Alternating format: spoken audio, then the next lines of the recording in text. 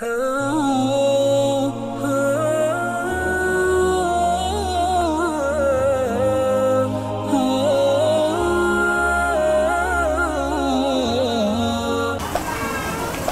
kita lihat bentuk penghargaan kepada suami, istri itu nggak boleh puasa sunnah kecuali izin sama suami. Nggak boleh. Mau suaminya mungkin ya tidak terlalu baik, tapi suaminya ngomong, "Dek, kau jangan puasa sunnah, kau udah perlu sama kau." Ya udah, nggak boleh puasa sunnah. Yang ketiga yang diinginkan suami adalah pendampingan. Nih, kalau ingin masuk surga, dampingi suaminya dalam semua kondisi. Ada wanita-wanita yang siap mendampingi suaminya ketika sukses, tapi suaminya gagal, bangkrut, ditipu orang, ditinggal sama dia. Ada apa nggak ada? Ya nggak banyak lah. Maka dampingi suaminya. Lihat Khadijah radhiyallahu taala anha, bagaimana mendampingi Rasulullah sallallahu alaihi wasallam. Khadijah ini hidup senang bersama Nabi alaihi salatu wasallam berapa tahun jemaah? Siapa yang tahu? Berapa tahun hidup senang, kemudian hidupnya setelah itu berubah menjadi pengorbanan dan perjuangan. Angkat tangan yang mau jawab. Jemaah yang mau jawab angkat tangan. Ya, 15 tahun. Dari umur berapa ke umur berapa? Dari umur Nabi 25 sampai umur 40 tahun. Sahih jemaah. Betul. Alhamdulillah dia, Masya Allah. 15 tahun. Setelah Nabi SAW dapat wahyu, berubah hidupnya. Suaminya dicaci maki orang, dihina orang, mau dibunuh sama orang, disiksa orang, diboikot. Bayangkan Rasul SAW pernah diboikot selama 3 tahun di Syekh Abi Thalib, sampai makan daun-daunan. Itu Khadijah tidak termasuk dalam orang-orang yang diboikot, karena dia dari suku yang lain. Yang diboikot itu dari Bani Hashim. Khadijah tidak masuk, tapi Khadijah tetap masuk bersama suaminya. Dia dampingi suaminya dalam kondisi susah, bukan hanya dalam kondisi suka. Maka ini yang diperlukan kalau ingin masuk surga. Jangan mau senang. Tapi memang wanita ini tergantung kenapa dia memilih suaminya. Kalau dia menikah karena kekayaan suaminya, kalau suaminya bangkrut, selesai sih. Dia akan memilih laki-laki lain. Karena dia memang niatnya nikah hanya karena kekayaan. Maka dampingi suaminya.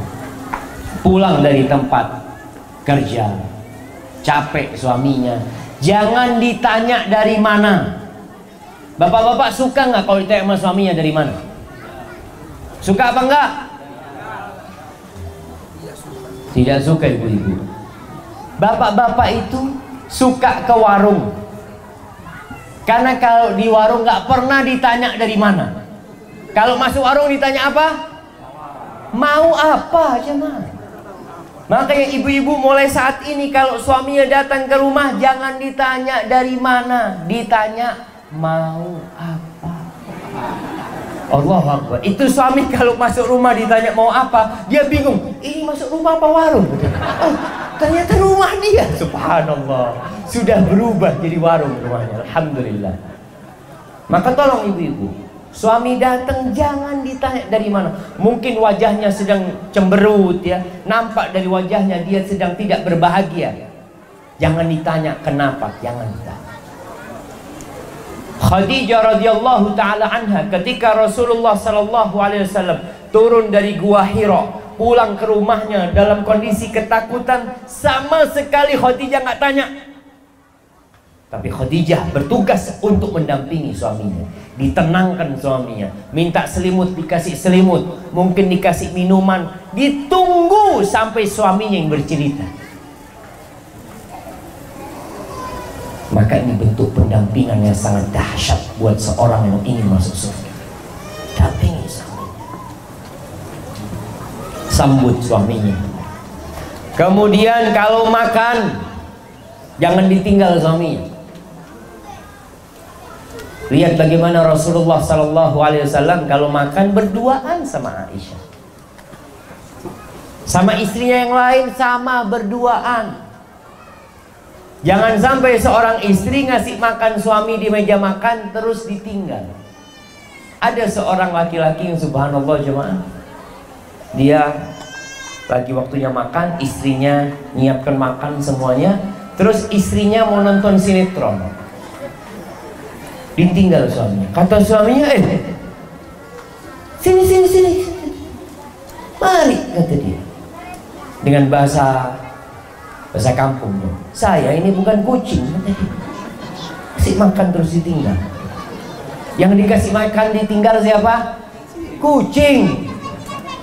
Kalau ngasih makan suami didampingin, walaupun engkau sedang puasa, walaupun engkau sedang tidak ingin makan, duduk di samping suami, ambilkan sesuatu buat suami.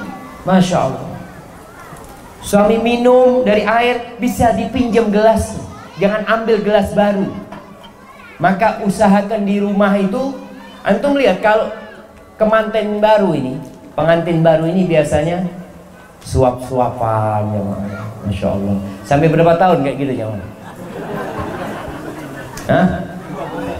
2 bulan 3 hari kayaknya. Subhanallah, Rasul SAW sampai tua alaihi salatu wassalam.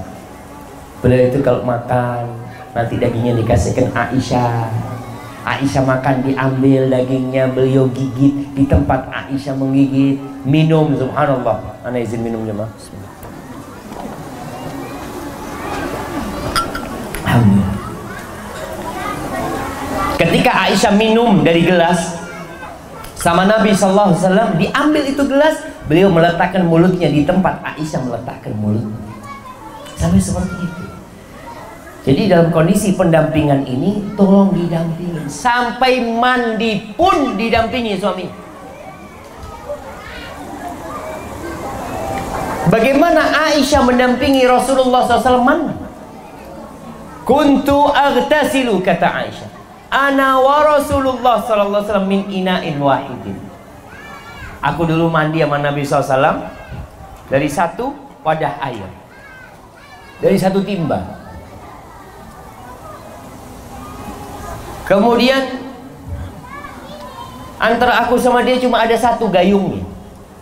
Rebutan itu gayung Aisyah sama Nabi SAW. Dan aku bilang, dakli ya Rasulullah, sisakan airnya buat aku wahai Nabi SAW. Ini kapan orang mandi bareng suami istri jamaah? Waktu baru. Sekarang ngantri kok mandi. Siapa dulu mandi? Ayo kamu dulu mandi. Subhanallah, hilang sudah pendampingan. Jadi seorang istri damping, bang aku gosokin pakai sabun, ya? Subhanallah. Seperti mandikan suami ini bayi besar. Kalau bayi kecil ya, anak-anak dimandiin sama ibunya pakai sabun, ya bapaknya nggak apa-apa dimandiin juga, karena sama-sama bayi. Wallahi sahih, Umar bin Khattab pernah mengatakan itu. Maka para ibu-ibu tolong ketahui tentang hal itu.